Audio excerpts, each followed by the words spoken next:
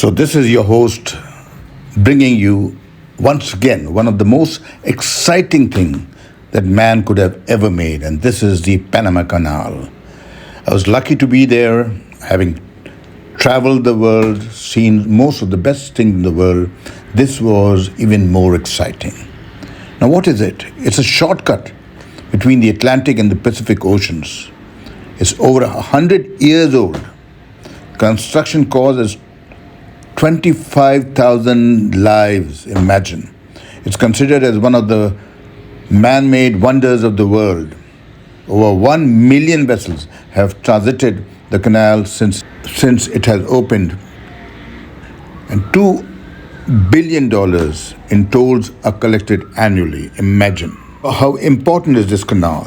The canal provides potable water to cities of Panama and Colon, promotes tourism activities, and contributes to the development of the national maritime sector. Other indirect contributions include the training of professionals, environmental protection and education, and the advancement of communication systems. Now, the Panama Canal is an artificial 82-kilometer, 51-mile waterway in Panama that connects the Atlantic Ocean with the Pacific Ocean. You'll see it all happening while I stand and view and admire the canal, cutting across the Isthmus of Panama and as a conduit for maritime trade. Locks at each end lift ships to the Gatun Lake, an artificial freshwater lake 26 meters above sea level, created by damming up the Chagres River and Lake Alajuela to reduce the amount of excavation work required for the canal, and then lower the ships at the other end. It's quite a procedure there. Almost like 2 trillion gallons of fresh water are used in the single passage of a ship. So you can imagine the intensity, how huge this thing is. What does the Panama Canal do?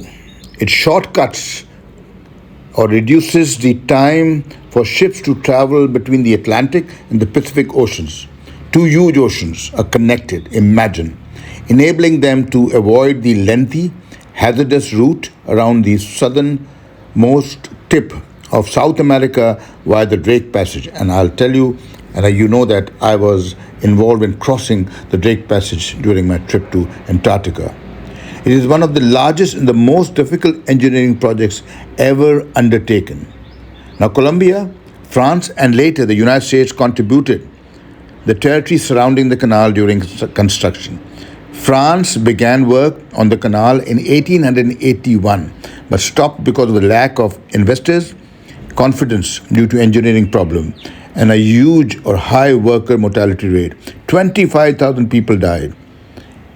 Colossal. The US took over the project in 1904 and opened the canal in 1914. The US continued to control the canal and surrounding Panama Canal zone until the Torrijos Carter theaters provided for its handover to Panama in 1977. So after a period of joint American-Panamanian control, the Panamanian government took control in 1999. So the Panama country or Panamanian government came in 1999. It is now managed and operated by the Panamanian government, owned by Panama Canal Authority. The original locks, which you will see, are almost 33.5 meters wide. A third and wider lane of locks was constructed between September 2007 and May of 2016. The expanded waterway began commercial operations on June the 26th, 2016. So the expanded waterway began commercial operation on 26 June 2016. The new locks allow now transit of larger new Panamax ships.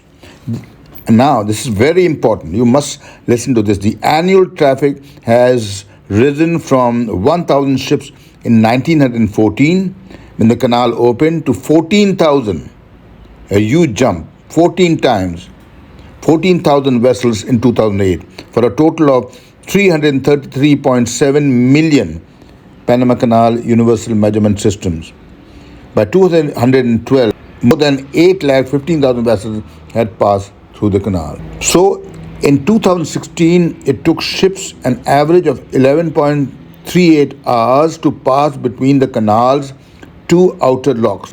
So much about this absolutely amazing Panama Canal. Hope you've enjoyed this video. If you have, do subscribe to our channel. We continue to booster informative videos now and again, and I hope this adds to your knowledge.